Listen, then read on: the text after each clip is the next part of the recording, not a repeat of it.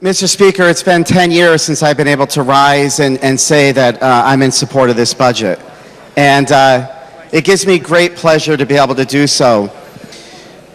Back about 10 years ago, we had very different times in the state of Connecticut, and I think our focuses weren't necessarily on the issues that we're focused on today. We sort of had budgets that we were looking at from cycle to cycle. Every 2 years, we would look at a biennium.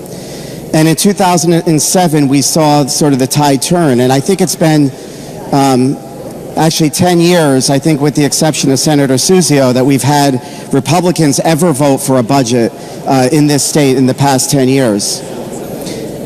And it wasn't because we didn't want to support the state of Connecticut and the budgets, but we saw where our spending was outpacing our revenues, and Connecticut was really getting into fiscal trouble. And today I am here to vote for this budget, not because of the line items that are in it, but having spent many weeks talking about the process and talking about the issues that the state of Connecticut has gone through, I just want to focus a little bit about the process and what we did.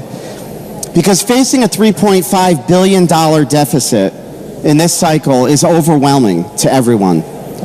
And I know, our side of the aisle tried in earnest to get our policies put forth, proposing budget after budget. And I know the House Democrats as well have put forth their proposals. But what it came down to was not the line items, not the actual cuts and reductions, but we needed to have a discussion about policy. Because looking at cuts and looking at line items is not getting us where we need to be. And as anxious as I was to get to that number in balance, we started out this month-long process of focusing on that policy. And I think as the weeks passed and this deadline approached toward the end of October, we're all getting a little bit stressed. How are we going to come to the bottom line?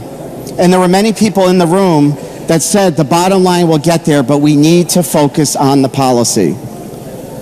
And so what we have done with this document, and I'm not going to point out all the specifics that other people have been talking about over the last few days, but what cannot be lost is that this document is creating a new foundation for the state of Connecticut to begin building back its agencies and its programs.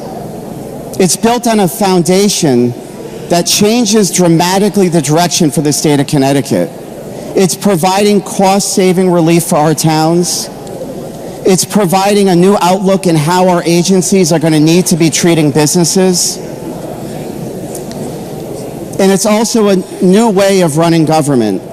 And so I have no doubt in the next few months that we are going to be right back here having the same discussions about how Connecticut is going to balance its budget. And I'm going into this with my eyes wide open. And what I say to everybody today is don't look necessarily at these numbers, because these numbers are going to change. But what is not going to change in this document is the strong foundation that we are creating here today. And I just want to thank all of the leadership and the people that have worked so hard on this budget to get there. It was a true conversation, and hopefully it will be a new direction for the state of Connecticut. Thank you, Mr. Speaker.